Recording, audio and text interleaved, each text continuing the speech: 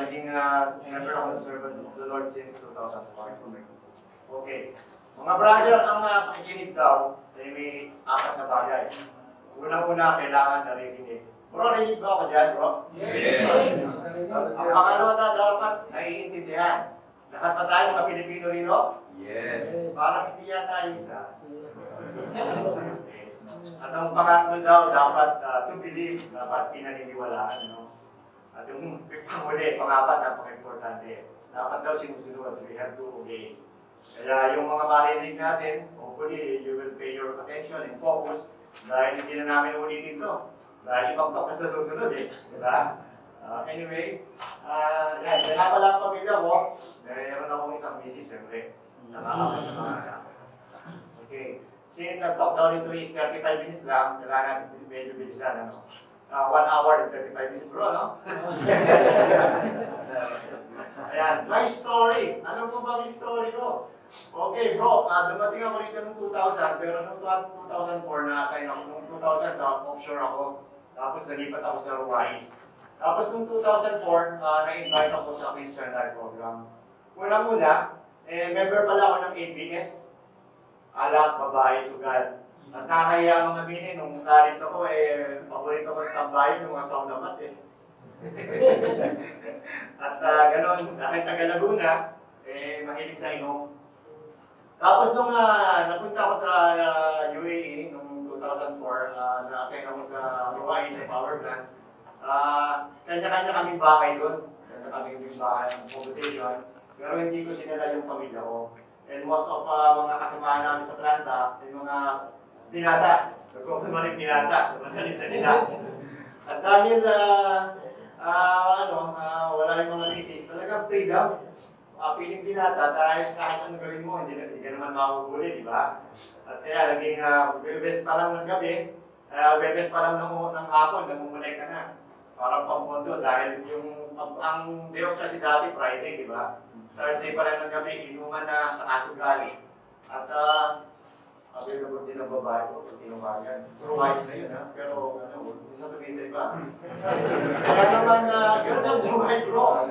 Alam, babae, sugat. Pero one day, dahil mahilig ako sa basketball, meron isa akong, napansin ko isang kakampi, yung isang kalaban namin, o kakampi, napakalapit sa akin. Yung pala gusto ko i-invite sa live program. Pero ako naman bumigay sa kanya dahil sa tingin ko, mabait na tao. Tapos sabi niya Noel, member ako ng Servants of the Lord. Baka pwede kang imbitahin ka namin dahil meron kami Christian Life Program. Sabi ko, sige. Tapos nung day na, Friday, sinundo ako sa bahay. Tapos umattend ako parang si Brother Rio. Talk number 1. Kahit ano sabihin, hindi ko maintindihan. At hinihintay ko na lang yung pagkain ko na bibigay sa amin. Tapos talk number 2, ganun pa rin, wala pa rin ako sa focus dahil iisip ko Friday nagiinuman na, nagsusugal na, wala ako. So, ibig sabihin nalalamangan ako. Tapos talk number 3, at medyo tinamahan ako ng konti. Sabi ko doon sa brother, bro, huwag mo na ako susunduin ha, pupunta na ako dyan. Pero nandun pa rin sa isip ko na, pag ako'y nagtuloy-tuloy dito sa Christian Life Program, magiging member ako ng Servants of the Lord, mawawala na ako sa circulation ng tropa. Mababago na ang aking nature. But anyhow, lalo na ng talk number 4 natapos, at doon nagkaroon na nataka ako ng transformation. Ano nyo ba yung transformation? Magbabago. Sino pa ba rito nakaramdam ng transformation? Okay? Magbabago. Yung mga brother talaga na-transform na yan eh. Pero, noong pagkatapos pa lang ng talk number 4, dahil sabi doon mahalin mo, lalo na yung asawa. Pero yan, nagkaroon na ako ng little-bit conversion. Kaya pagkatapos nung talk pa lang, lumabas ako, tinext ko yung misis ko, sabi, mahal na mahal kita. At God bless you. Talaga namang sobrang magpapahal sa'yo. So bakit si misis, 2004, mga text-text pa lang kami. Sabi niya, who are you? Ayun, at yun yung transformation, ano? At gusto ko pakilala sa iyo, yung mga tropa ko dati. Ayan, o. Yan ang tropa ko sa Ruwais. Hotel, mahilig kami sa hotel. Yan ang mga namin. At nakakahiya mo, hindi nakapula, o. Anong drums ko. Mahilig kami sa drums, Kaso nagsimula ako sa takip ng rice cooker, o. Ganun, bro, ang buhay. Talagang walang walang direksyon.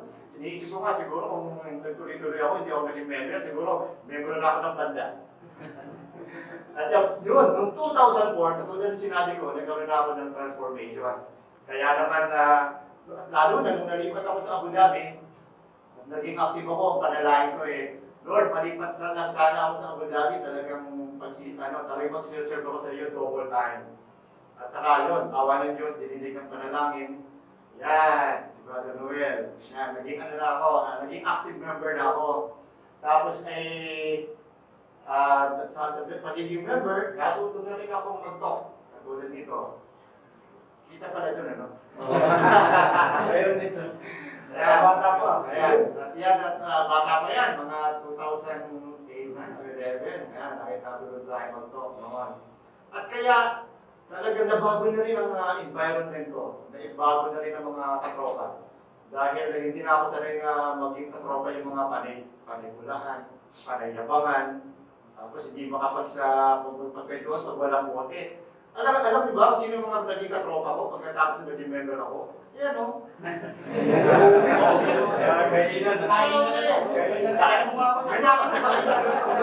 Binabang mga yung bote dyan. Walang bote dyan, food trip lang yan. Nasa lang yan, mga member ko yan lahat, except yung nakapula. Si brother, yun ang chapter head namin, that is brother Ariel. At yan, mga united ako niyan. Yan mga katropa ko. Kaya naman, naging pasalamat sa Diyos dahil na maging member ako ng Service of the Lord. At itong pamilya ko. Yan, balikan natin. Ayan, kami ni Mrs. noong 2015, naging CFC kami, Focus for Christ. Tumatid kami ng marriage, enrichment, retreat. At saka yung mga anak ko, yung babae, at saka yung nasa likod niya, member yan ng Singers for Christ dito rin sa Abu Dhabi. Tapos yung dalawang nasa likod, Youth for Christ naman dito rin sa Abu Dhabi. At kaya, masasabi ko na bless ako. Magtatanong ka, si Brandon Noel, 2004, pa 20 years na. Bakit nandito pa ako? Diba? Yun magandang kwento. Sana kayo rin. Simula na lang po kayo dyan hanggang sa finals tayo, di ba? Amen. Okay. Kailangan, napaka-importante pa yan na kung may pupuntahan tayo, kailangan tayo mayroong roadmap, para hindi tayo malikaw. Gusto na nga yung race na, yung mga Google Map. At kung pupunta ka sa isang lugar, dapat may roadmap ka, you need to know where are you going. Saan ba tayo pupunta, di ba? Kung kunyari, pupunta tayo sa St. Joseph, huwag ka pupunta sa Musapa dahil ibang simbahan nyo, di ba? At dapat, going one way means you have to give up another way para hindi ka maligaw. At meron pala, ano ba ang punto natin dito? Lahat naman tayo, alam naman natin ang heaven and hell, di ba? Gusto natin makapunta sa langit. May roadmap din pala yung bro, papunta doon, at ito daw yan. Repentance and faith. Yan po ang pag-uusapan natin ngayong hapon ito. Amen? Amen. Mabilis po ba? Talagang binibilisan. Okay. Of course, may goal tayo, di ba? Ano ba ang goal natin? Nadali daw ang mga tao upang pagsisihan ang kanilang mga kasalanan. At pukawin ang mga natutulog o nanghihina na natin pananampalataya. Kaya naman, marami ang tinawag, pero yung pagpunta nyo rito, lalo ng Diyos yan, kaya nandito kayo. Para kayo manumbalik sa Kanya, kung naliligaw man kayo, or palagi lalong pag-alapin ng inyong kanilang palataya ninyo. Kaya talaga magbe-benefit tayo sa hapon dito. Okay, our response is repentance and faith. Yan ang roadmap natin sa Matthew chapter 1 to 14 to 15. At yan pinag-claim na ni Jesus Christ, The time has come, He said, the kingdom of God has come here. At doon siya, at sinabi niya, repent and believe the good news. Yan ang panawagan sa atin. At repentance and faith daw is a double action response. Kung meron kang pagsisisi, dapat meron ka rin pananampalataya. Mahirap naman na nagsisisi ka, pero hindi ka naman nananampalataya sa Panginoon, di ba? Di ba? Di ba na yun? Kaya naman, isa pang dahilan, going back, kung bakit ako pumunta, nag-join sa Service of the Lord.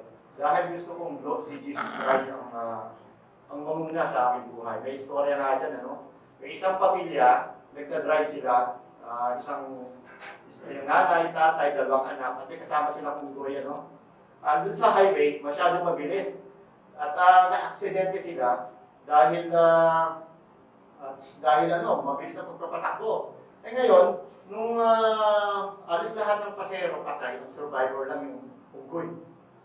Di tapos dumating yung mga polis. Eh, sabi ng polis eh, wala silang mapagtungan, wala silang survivor, kundi yung unggoy. Sabi nung, di siyempre wala silang choice, tinanong yung unggoy, matalino naman ng unggoy.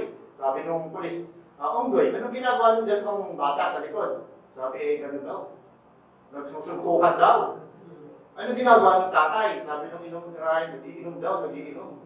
Nagtatravel yun. Sabi, ay yung misis, anong ginagawa? Sabi nung unggoy, ganun daw. Naaaway daw yung misis. Na-aksidente. Ikaw, anong ginagawa mo? Oo, di ba? Nagmamaneho daw. Kaya tayo, ayaw ko na unggoy magmamaneho sa aking buhay. Kaya naman nandito tayo ng Christian Life Program. Ayan, ano? Otherwise, yung mga pamilya ko, hindi sila magiging member ng community. Okay? A double action response daw yan. To simply believe without doing nothing to reform our lives is not pleasing to God. Kulang daw yun, bro. Faith is necessary. This should be connected in morality. Faith without work is dead. Totoo po yan, di ba?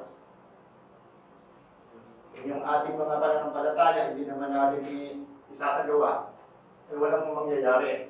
The existence of faith is demonstrated by action. Okay? Okay. Repentance. Ano daw po ba yung repentance? The Greek word for repentance is metanoia. This literally means a change of mind. Pagbabago ng isipan, di ba? It is not just a simple confession of wrongdoing. Rather, it refers to change of direction. Kailangan daw dyan ng pagbabago, di ba? Kung gusto mo, sabihin mo kay Lord, Lord, gusto mo na po magbago. I will turn 360 degrees for you. Di ba? Tama ba yun?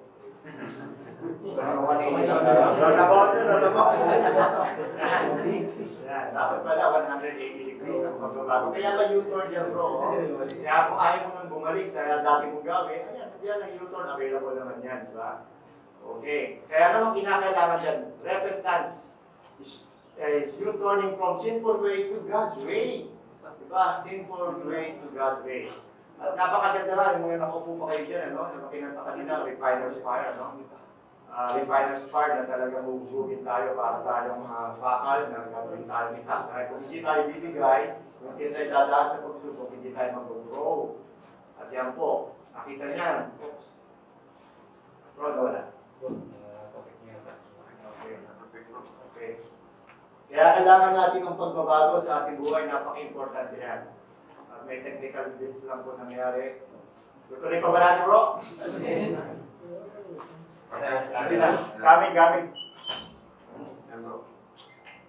Okay na. Our sins, no? He is faithful and just and will forgive us our sins and purify us from all unrighteousness. Diba? Unrighteousness. Sino po sumiba ngayon? Nasa kamay. Okay, wala pa sumiba kanina. Ay, mga brother. Napakaganda kasi ng mga readings for today. Yung first reading is about righteousness. Yung second reading is about humility. At yung third reading is, yung gospel is about obedience. Speaking of unrighteousness, yung sinabi doon sa gospel sa first reading, kailangan doon tayo righteous. Ibig sabihin, ano sa Tagalog ng righteous? Hindi makakanan, ha? Ibig sabihin tayo maging tapat. Maging tapat tayo sa Panginoon. So sa palagay nyo, hindi tayo tapat sa Panginoon. Anong tawag sa atin? Tabingi. Kailangan tayo, tugma tayo sa gusto ng Panginoon. Okay, repent. Repentance is turn away from sin. Start to follow God completely, bro, ha? Completely. Talagang buong puso, lahat ibigay natin sa ating upang tayo mabago. Repentance means to change the direction. Kung susundan niyo yung mga readings na yan, ano? This is all about the repentance, yung mga verses na yan. Okay? Kung sa ngayon, tayo lugmok sa kasalanan, sino ang kumokontrol sa buhay natin? Walang iba kundi si Satanas. Di ba si Satanas? If we are controlled by Satanas, saan tayo pupunta? Pag tayo namatay, alam namang sa heaven, di ba? Alam na natin. Ngayon, pag napunta tayo sa hell, sa nagbabagang apoy, everlasting, sino dapat sisihin? Yung misis natin. Sarili natin, hindi naman yung boss natin. Kaya, tayo lang dapat talaga ang kumontrol sa buhay natin under the guidance of the Lord. Hindi yan si Satanas. Delikado yan. Hindi ba nga sabi dyan, ang tao dyan ay si Taning. Para close sila dahil Taning. Dapat Satanas. Okay. Yan. Ano dapat ang gawin natin? Holy living. Banal na pamumuhay. Yan din ang nakita ko kung bakit hanggang ngayon nandito pa ako sa community almost 20 years na. Dahil, alam niyo mga brothers, napaka-importante kasi na magkaroon tayo ng magkaroon tayo ng realization na balang araw lahat tayo mamamatay, di ba? At may kwento nga dyan, may isang servant of the Lord na namatay siya. Tapos nagpunta siya sa langit at nakausap niya si San Pedro. At sabi ni San Pedro, okay, lahat ng mabubuting tao pag namatay, binibigyan dito ng Mercedes-Benz. Dahil member ka ng service of the Lord, umattend ka ng CLP, ngayon bibigyan ka namin ng Mercedes-Benz. Yun ang transport niya sa heaven. Pero eventually, namatay yung misis niya at saka mga anak niya. Nung nagmamaniw siya ng sasakyan niya, tumingin siya sa baba sa impyerno. Andun yung misis niya at saka mga anak. Nakasakay sa nagbabagang kariton. Anong failure? Ibig sabihin, hindi kung gusto natin ng maging maayos ang ating buhay, dapat isama natin ang ating pamilya, di ba? Dahil alaka namang tayo lang maliligtas, di ba? Yun ang failure talaga ng maraming ama, na kung saan hindi nila naging nadala ang kanilang pamilya. Dahil bilang tatay, ano po ba ang ating role bilang tatay? Di ba may P tayo? Ano? Brother, ano naman ang P? Provider. Kailangan tayo provider sa ating pamilya. Number one is protector. Provider, kailangan nandito tayo para sa kanila, no? And protector, pinoprotektahan natin. Pero napaka-importante yung sa priest. Dapat tayo maging pari para sa kanila. Tayo dapat mag-lead, hindi yung misis natin. Dapat tayo lagi ang mag-focus sa kanila. O katulad, for example, sa akin, everyday may morning prayer kami pamilya. 6 o'clock, 6:15, nakasum na ako. At sa harap ng altar, may kandila. Naka-online, kasama ko nagdadasal ng aking pamilya.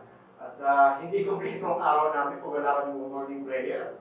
Sabi ko sa misis ko, tigilan mo na muna yan, give me 3 minutes, magdasal tayo. Tawa ng Diyos. Dahil napaka-important yan. Speaking of holy living, what are the reasons? Ano po ba ang dahilan kung bakit tayo pinanganak sa mundo? Unang-una, sa pagmamahal ng Panginoon, di ba? At dahil tayo kinirate niya, unang-una, anong bagay doon? We are created by God to know Him. Kaya tayo nandito sa CLP, gusto natin siya makilala, no? Pangalawa, to love Him. Di ba? Ngayon, tanong ko sa inyo, araw-araw ba nababanggit sa Panginoon na, Lord, I love you. Taas ang kamay. Kung sino mo nagsasabi ng, Lord, I love you po. Good morning. Taas ang kamay, sino?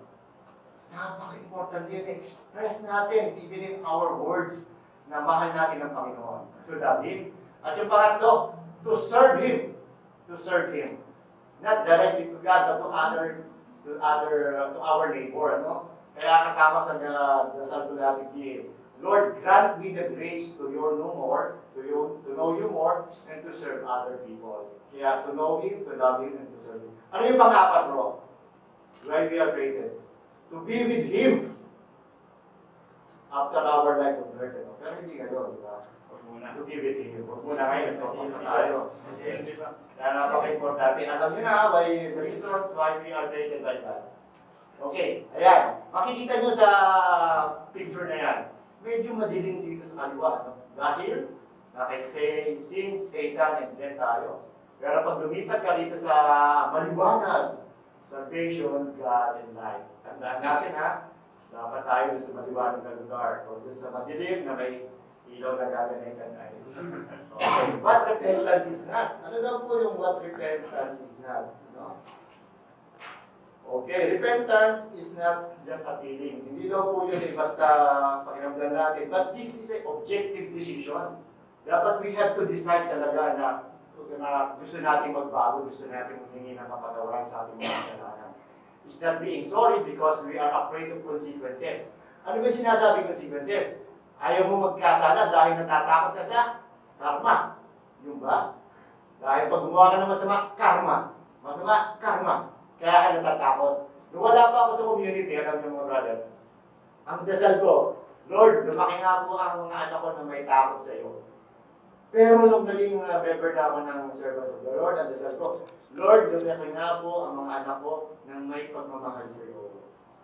Mas magandang pakinggan, ano? Hindi lang yun. Ako, lumaki ako nung lumalaki ako, lagi akong takot sa tatay ko dahil baka ako paluin pag ako nagkasala.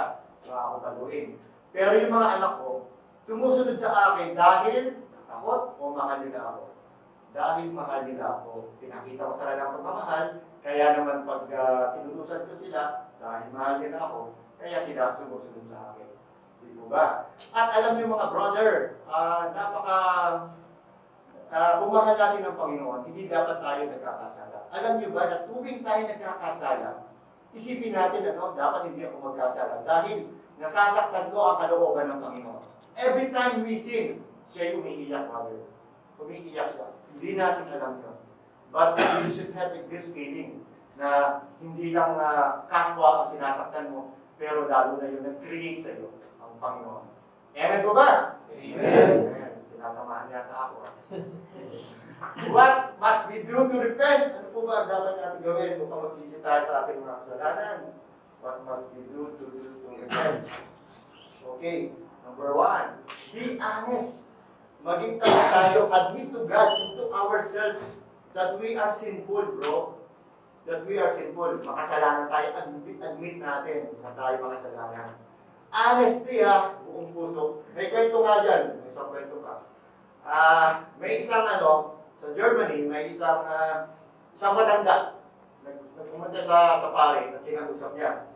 Father, gusto ko pong umpisal dahil ako pinagkasala sa ating bansa. Treason. Treason. Sabi ng pare, bakit naman? Dahil noong 1942, Father, 1945, mayroong isang mayaman na Jew na hinahanting ng mga German. Dahil sila ay napakayaman at ayaw ko rin sila mapahamak, itinago ko sila dun sa aking siling ng bahay. Doon ako nagigil. Sabi nung pare, okay lang po ba yun? Sabi nung pare, okay lang yun. Dahil tinago mo sila, tinulungan mo sila. Dahil feeling niya, honest siya, Father, tuwing sila ay, nandun sa siling, linggo-linggo, sinisigil ko sila ng $45. Sabi nung pare, okay lang yun, compensation lang yun, dahil niligtas mo na ang kanilang buhay. Alam mo, sabi nung German, akala niya honest niya, ay, salamat naman, Father. Pero Father, gusto kong sabihin sa iyo. Pwede po bang sabihin sa kanila na tapos na yung gera? Sayang din kasi yung $45 per week. Nasa taas pa ng anong message? Yung hanggang ngayon pala, kinukurektahan pa niya. Hindi pa yung sinasabi na tapos na yung gera. Di ba? Tawa na. Di ba? Kaya bro, ganun na, we have to be honest to ourselves. Naku, huwag tayo, pag mumumpisan tayo, ibuhos natin. Alam mo, pag ako mumumpisan, talaga sinusulat ko. Mayroon akong examination of conscience. At bago ko i-deliver ang talk na ito, talagang namumpisan ako. Kahapon pumunta ako sa simbahan, kailangang worthy ako para magsalita sa inyo. Okay, be honest bro. And exercise humility. Humility as help from God to change you. Maging mababa ang ating kalooban, lumapit tayo sa Diyos na may pagpapakumbaba. Admit natin na tayo'y marupok, tayo nagkasala, at doon naman tayo sa awa ng Diyos tayo kanyang patatawarin. Humility. Parang si Lord Jesus Christ, sa second reading, humility. Okay, renounce sins, bro. Turn away from sin and do not do it again. Turn away from sin and do not do it again. May kwento yan, hindi gusto niya, kwento naman. Gusto niyang magbago, Lord, magbabago na ako dahil nag-CCLB ako. Lilipat na ako ng trabaho, ayoko na dito sa DPWS. Lipat na ako sa costume. Bago daw. Tapos merong kung gusto niyo talaga lang i-renounce talaga yung sin niyo, maaaring pabalik-balik lang yan, di ba? Maaaring pabalik-balik lang yung kasalanan natin yan. For example, nakagraduate kayo dito sa Christian Life Program, naging member kayo ng ng Service of the Lord. Tapos meron kayong tatlong kakwarto. Tapos yung tatlong kakwarto nyo ABS din pala. Delikado na mabalik kayo doon, di ba? Ni-renounce nyo nga yung sin, di ba? Kaya kung talagang gusto nyo magbago, lumipat na kayo, humanap na kayo ng ibang matutuluyan. Nang sa ganun, kumpleto. Talagang ma-renounce nyo na yung inyong mga kasalanan. Okay? Okay. At dito rin sa, renouncing. Katulad ng nasabi ko, malimit tayo, paulit-ulit na lang nagkakasala. Na-record ko nga, parang yung kasalanan ko, paulit-ulit ko na rin sinasabi sa pare. Ano kaya, i-re-record ko na lang yun. Punta ko sa opisina, Father, pakintay nga po. Yan po ang aking kasalanan.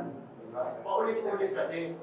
At sinasabi nga ng ibang mga brother, favorite sin. Sana kung tayo gano'n.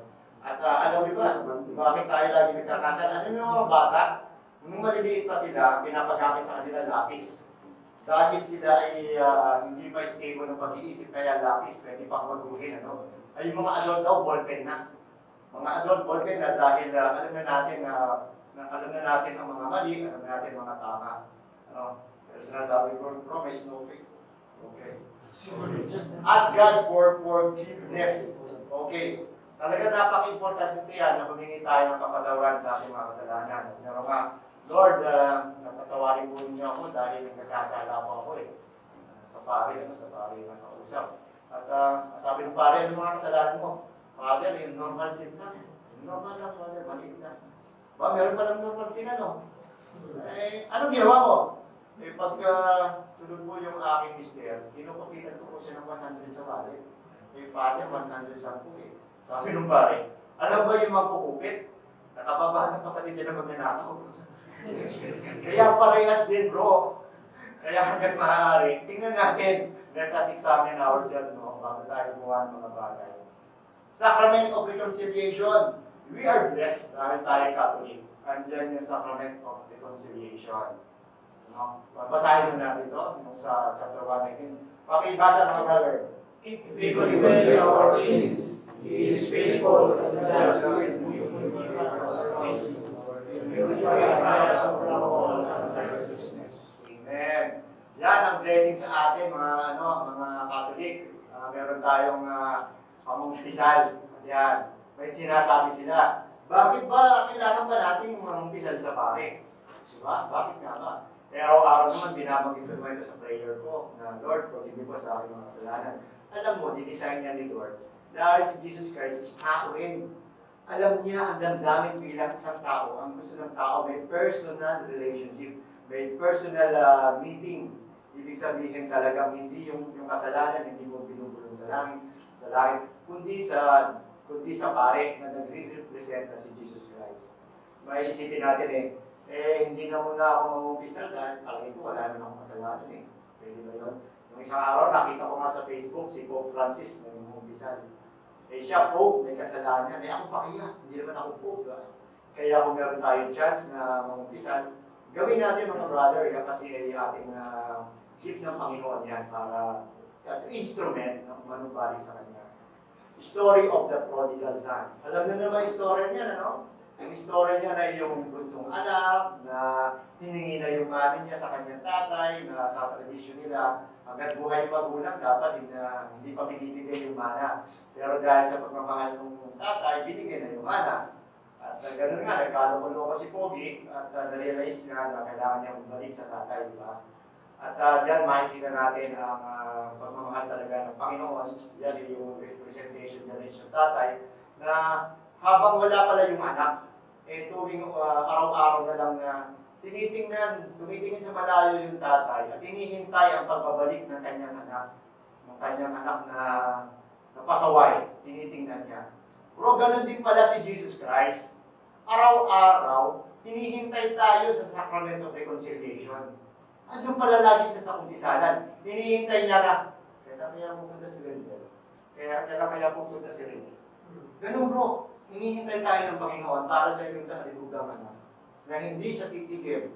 Alam niyo, brother, naniniwala tayo na lahat ng bagay magagawa ng Panginoon. Totoo ba yun? Okay. Pero may isang bagay na hindi siya magagawa. Alam niyo yan? Hindi kayang hindi patawarin ng Panginoon ang taong nanunumbalik sa Kanya at nagsisisi sa Kanyang mga kasalanan. Yun ang bagay na hindi na magawa. Ang hindi patawarin ang taong nagsisisi. Amen po ba? Tandaan niyo yan. Okay. Kaya, sa kabila ng lahat, sa sabik na sabik pa rin ang Diyos sa muli mong pagbabalik. Sinasabi, oh, brother, magbalik loob ka sa Panginoon. Bakit sinabi sa iyo? Baka nasa labas ka. Kaya pinababalik ka sa loob, di ba? Ayan. Let's go back to the arms of God. Diba? Amen. Okay. There are specific sins we need to renounce. There are serious sins. There are totally incompatible sa relationships with God. Kailangan natin kong ipaksi. At involved ng mga Christians, yan. Yung meditation, maharishi, yung Masonic, yung mga hindi naniniwala sa Diyos, kaya naman pinagbabawal yan, ang simbahan, yung mga yoga or transcendental, ano? Tsaka yung mga spiritual occult, yan, mga witchcraft, yan, mga paghuhula, yan. Yan kasi ang door din sa sa magpapasok sa ito Satan, sa kumaano yung exorcism, yan ang mga pinagbubulan kung bakit napapasok tayo sa kanas. Okay, sexual wrongdoing. Yan. Tulad na magkita nakaraan, pagpunta sa Cornice, nakita ni Jesus Christ, saka ni Satanas na magkasama, kaya hindi naman pala sila magkasawa. Ako, yan, dalo na yan. Babae at lalaki, yan ang nakakalungkot, iba, kinakasal na talaga, Talagang wrongdoing, serious crime, yan. Pag nanood ka ng TV Patrol, yan, ang makikita mo. Talagang mga mortal sins yan, bro. Talagang drunkenness. Kita mo yan, dati ganyan kami. Dati bro, sa gigil. Kaya sabi nga sa akin noon bro, okay lang, hindi ka na ba inom? Hindi na ako uminom. Dati bote-bote. Ngayon, konti-konti na lang. Konti-konti lang. Ayan, droga. Para bumabalik bro Para bumabalik yan Yan, napakadelikado niyan, Yan, yung baba, yung mga 7 deadly sins. Sloth, wrath, lust, gluttony, pride, and greed. Dapat alam natin yan. Dahil kung alam natin ang kalaban, kung kikilala natin ang kalaban, alam natin kung paano siya lalabanan. Amen po ba? Amen. Okay. Kapit daw muna kayo. Hindi kami na isang characteristic of authentic repentance. Katulad na sinabi mo kanina, honesty and humility. In humility, talaga, maging honest tayo. Kung sa ngayon ay meron kayong third party o illicit affair, talagang maging honest tayo. Kung gumagamit tayo ng contraceptive, hindi rin yan bawal din sa simbahan. At kung hindi kayo kasal sa simbahan, mas maganda makasal tayo. Dahil andun ang grace ng Panginoon. Hour of repentance, maganda to. Hour of repentance. Kita ba? Realize, know you have made a mistake. Alamin mo muna kung kayo nagkasala. Tapos, feel sorry for what you have done. Dapat may remorse tayo, may pagsisisi tayo sa ating nagawa. Pangatlo, decide to change your behavior. Kung dati, babaero ka, ngayon lalakero ka na, huwag na bro. Reveal. Confess your sin. Magamit tayo ng examination of conscience.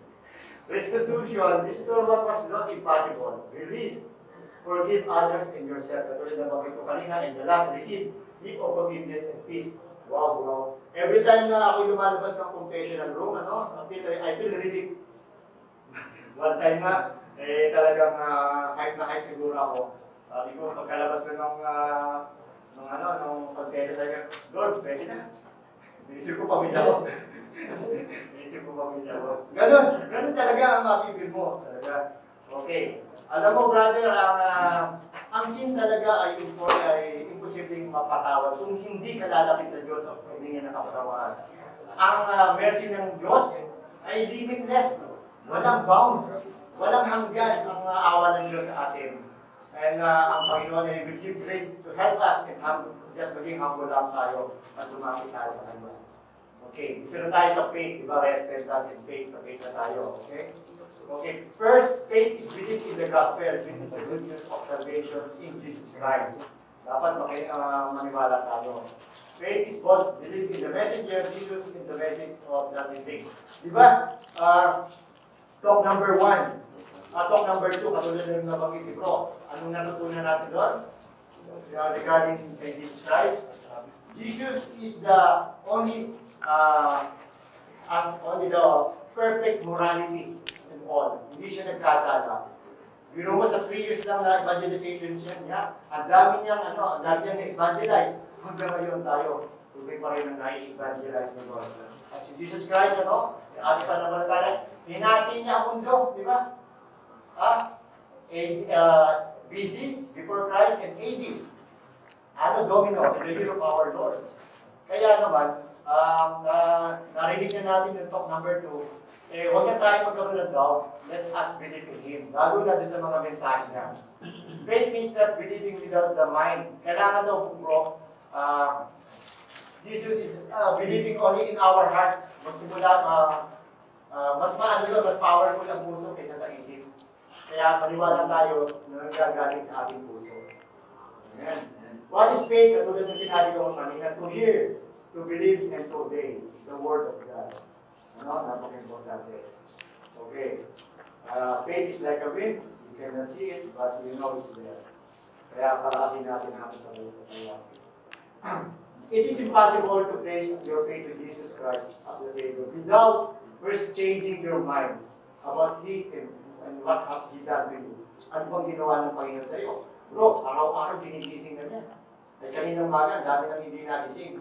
At tayo, awa ng Diyos, gising pa rin. Amen? Okay. Faith is by grace you have been saved through Him.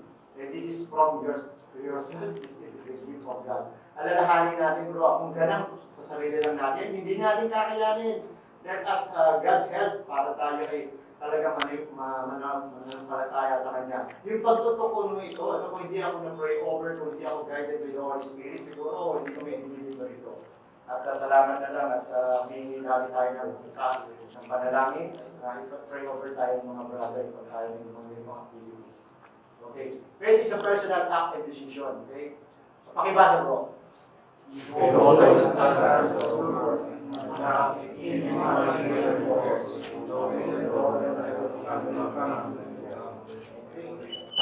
Ayan daw, the door can only be opened from the inside. Ang ating daw puso ay may pinto. Pero ang pinto ng ating puso, nasa loob daw ang knob. Na kung saan, tayo lang ang makakapagbukas. Patuloy hanggang ngayon na kumakatok ang Diyos sa mga puso natin. Kung tayo man ay nagtitingin-tingingan, pero andyan siya. Papasukin natin, papasukin natin ang Panginoon. And it is a definite act. It is a definite act, faith. Gawin natin, papasukin natin siya sa ating buhay.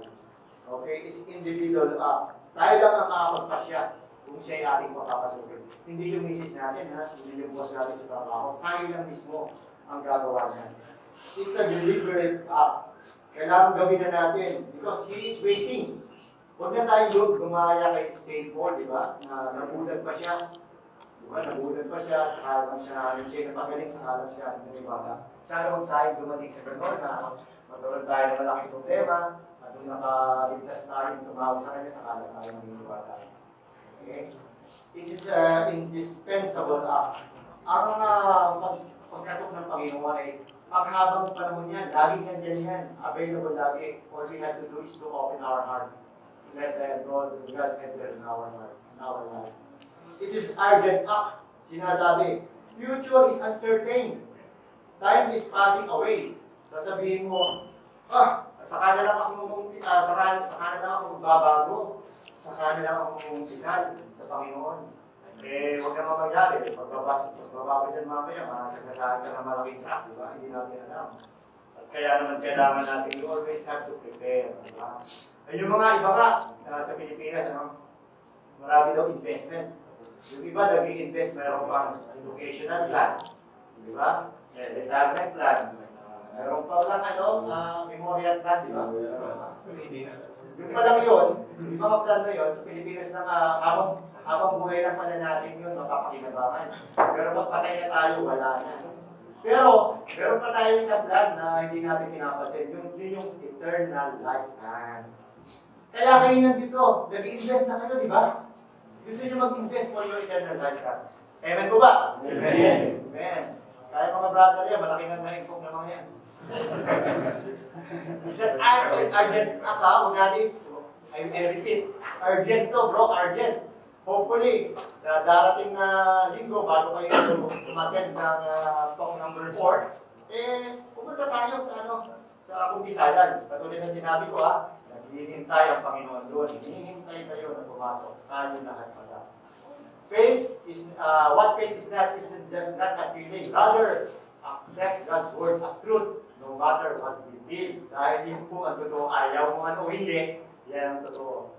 Okay, it's not just a wishful thinking. It's not based on illusion or personal desire, but on God's words. Kaya napaka-importante na tayo naniniwala sa Panginoon.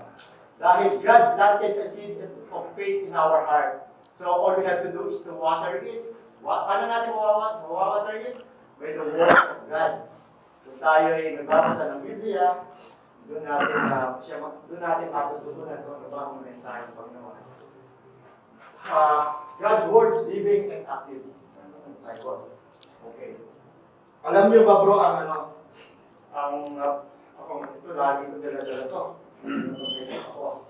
Ang meaning daw ng Bible, basic instruction before leaving earth. Kaya kung pag-aaralan natin ang Biblia, andun na complete instruction niya. Sino po ba rito ang mga walang Bible? Taas ang kamay. Taas ang kamay ng walang Bible. Okay. Yun daw mga walang Bible, anong gagawin? Anong sabi sa atin? Bibili.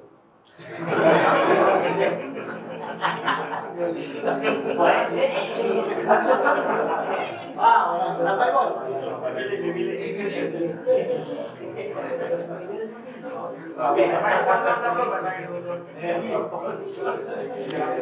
Okay.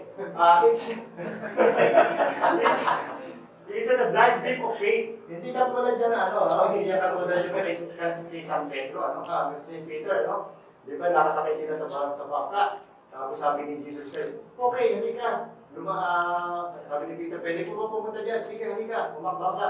Kaya naman, parang blind din na tumalon siya sa tubig. At nakalakad siya, di ba? Nakalakad. Pero, parang sa buhay din natin yan, kung hanginin man lang tayo, hanginin man, humihina ang ating pananampalataya. Ganon din si Peter. Katulayan niya, bago lumundag sa boat, pinipigil siya ng mga ibang apostol. Wag na lumundag. Pero, lumundag pa rin siya.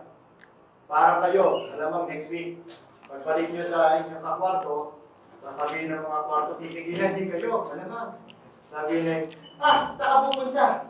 Linggo na naman. Pupunta ka naman sa CNP. Mag-inuman naman tayo. Sini. Pero ang sasabihin mo, diba yun ka Satanas? May invitation sa akin ng Panginoon. A-attend ako next week. Amen. Amen. Okay, papigil dun at tumalit tayo. God has promised us new life. 5 minutes.